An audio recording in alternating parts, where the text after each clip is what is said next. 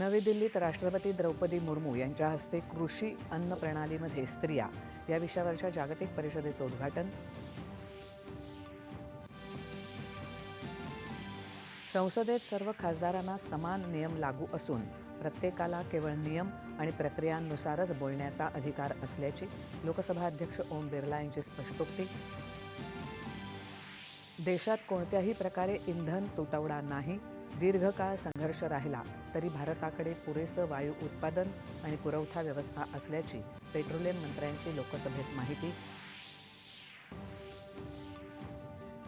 आखातातल्या तणावाच्या पार्श्वभूमीवर व्यापारी जहाजांची सुरक्षितता आणि भारताच्या ऊर्जा सुरक्षेच्या मुद्द्यांवर विशेष लक्ष केंद्रित केलं जात असल्याचं परराष्ट्र मंत्रालयाचं प्रतिपादन.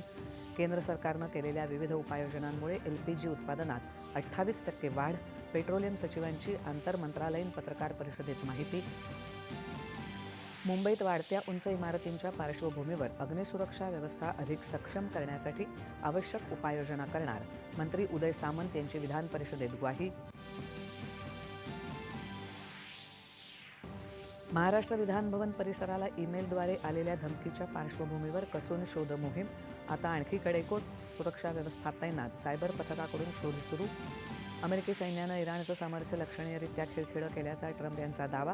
तर युद्ध थांबवण्यासाठी इराणच्या अमेरिका इस्रायलपुढे 3 अटी.